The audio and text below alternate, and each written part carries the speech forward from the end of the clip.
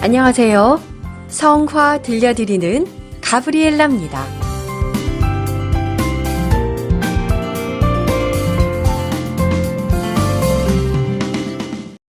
오늘은 16세기 스페인 카스티아 지방, 찬란한 금빛으로 빛나던 성미술의 시대로 여러분을 초대합니다.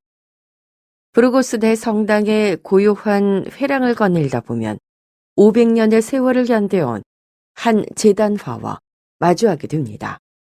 바로 레온 피카르도의 성 빈첸시오 제단화입니다. 오늘은 이 작품에 담긴 신앙과 예술 그리고 스페인 교회가 낳은 위대한 순교자 성 빈첸시오의 이야기를 나누고자 합니다. 먼저 제단화를 그린 화가 레온 피카르도에 대해 말씀드리겠습니다. 레온 피카르도. 그의 이름에서 우리는 그가 프랑스 피카르디 지방 출신임을 짐작할 수 있습니다.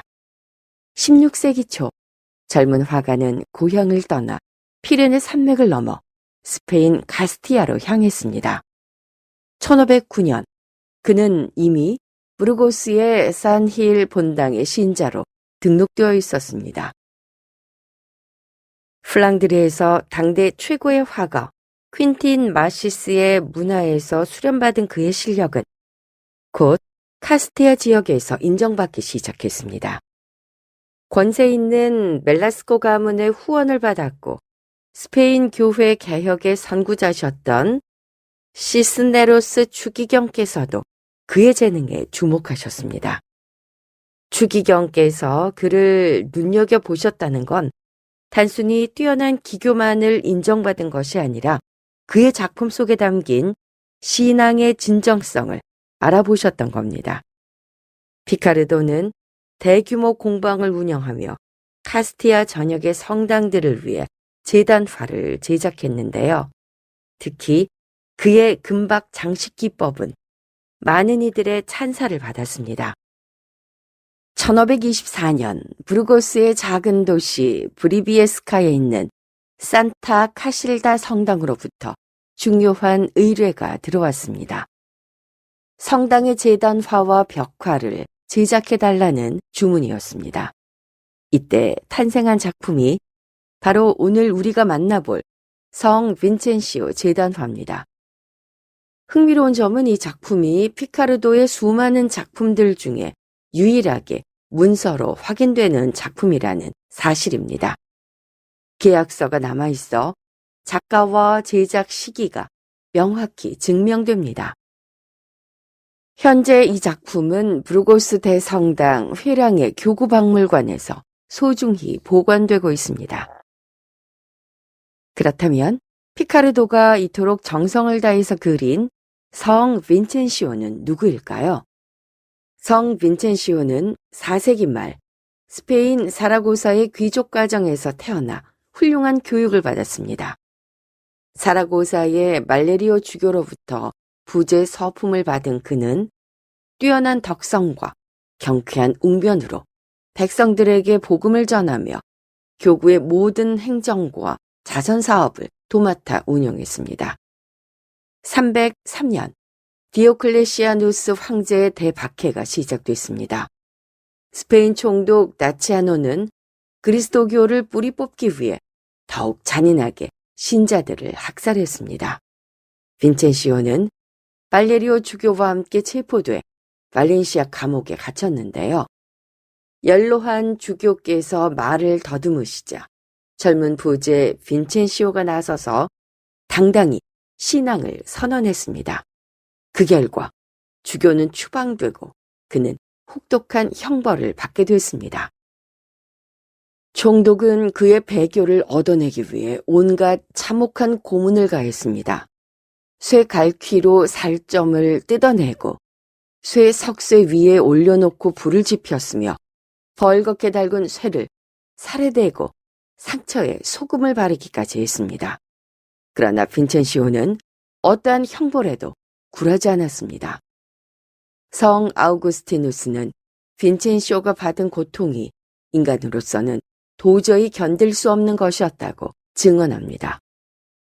육신은 고난을 당했지만 성령께서 그 안에서 말씀하셨기 때문입니다.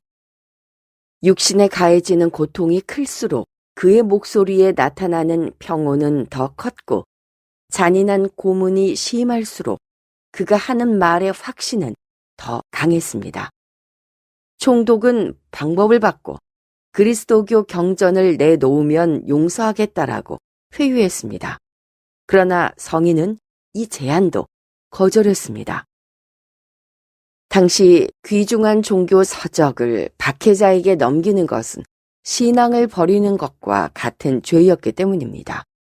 결국 총독은 그를 쇠 파편이 흩어진 더러운 감방에 가두었습니다.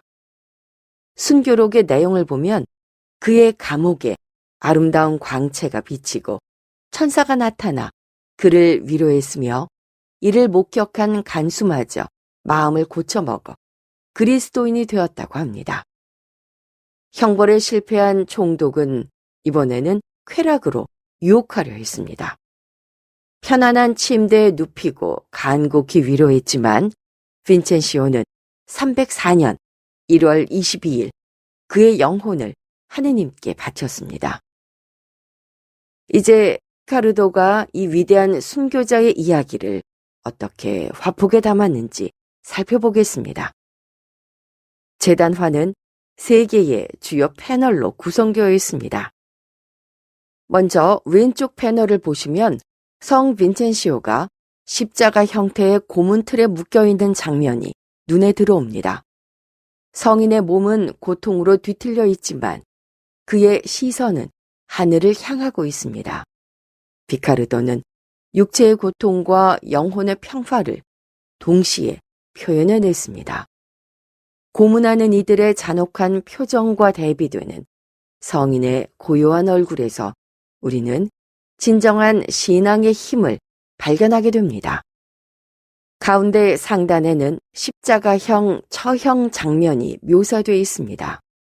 구성은 간결하지만 그 안에 담긴 의미는 깊습니다. 그리고 오른쪽 패널, 함께 책자 1호로 껄껄껄 깔깔깔 코너의 지면에 실려있는 작품입니다. 여기에는 순교 이후에 놀라운 이야기가 펼쳐집니다. 박해자들은 성인의 시신을 들판에 내버렸습니다. 야생 짐승들의 밥이 되게 하려는 잔인한 의도였지요. 하지만 하느님께서는 까마귀들과 한 쌍의 천사를 보내시어 그 거룩한 몸을 지키게 하셨습니다. 피카르도는 이 장면을 매우 상징적으로 표현했습니다. 화면 위쪽에는 천사들이, 아래쪽에는 충실한 까마귀들이 배치되어 있습니다. 하늘과 땅이 함께 하느님의 종을 지키는 모습입니다. 까마귀는 성경에서 흔히 부정적인 이미지로 등장하지만 여기서는 하느님의 도구가 되어 성인을 보호합니다. 가장 미천한 피조물조차도 하느님의 뜻을 이루는 데 쓰임받을 수 있다는 메시지입니다. 피카르도 특유의 금박 기법도 이 작품에서 빛을 발합니다. 성인의 후광과 배경의 장식적 요소들에 사용된 금박은 단순한 장식이 아닙니다. 그것은 하늘나라의 영광을, 순교자가 받을 영원한 상급을 상징하는 것입니다. 사도 바오로는 여러분은 그리스도를 믿을 특권뿐만 아니라 그분을 위해서 고난까지 당하는 특권을 받았습니다. 라고 말씀하셨습니다. 빈첸시오 부제는 이 2가지 은혜를 모두 받은 사람이었습니다. 그는 말할 때 용기를 지녔고 고난당할 때 인내심을 지켰습니다. 빈첸시오라는 이름은 승리하는 자라는 뜻을 가지고 있습니다. 그는 육체적으로는 패배한 것처럼 보였지만 신앙 안에서는 진정한 승리자였습니다. 피카르도의 제단화는 바로 이 역설적 승리를 보여주고 있습니다. 시인 프루덴치오와 성 아우구스티누스는 그리스도께서는 당신의 순교자들을 통하여 계속 승리하십니다라는 찬미가로 이베리아 반도의 가장 훌륭한 순교자 빈첸시오를 기념했습니다. 성 빈첸시오는 세상을 이기신 그리스도 안에서 승리를 거뒀습니다. 그는 스페인 최초의 성인 중 한 분으로 최초의 순교자 성 스테파노, 성 라우렌시오와 함께 교회 초기의 유명한 세 부제 중 한 사람으로 공경받고 있습니다. 레온 피카르도는 1541년 부르고스에서 세상을 떠났습니다. 그는 산 파블로 수도원에 안장되었는데 도미니코회 수도자들은 그를 이 수도원에 매우 친애하는 벗이라고 불렀습니다. 이 표현이 특별한 이유는 단순히 예술가와 후원자의 관계를 넘어선 것이기 때문입니다. 수도자들은 피카르도를 자신들과 같은 신앙의 동반자로 여겼습니다. 평생 제단화를 그리며 하느님의 영광을 드러내는데 헌신했던 그를 붓으로 기도했던 예술가로 기억했던 것입니다. 오늘날 미술사에서 피카르도의 평가는 당대만큼 높지 않을 수 있습니다. 하지만 16세기 카스티아의 성당에서 기도하던 신자들에게 그의 금빛 제단화는 하늘나라의 창문이었습니다. 500년이 지난 지금도 부르고스 대성당 교구 박물관의 성 빈첸시오 제단화는 여전히 우리에게 묻습니다. 당신의 믿음은 어디까지입니까?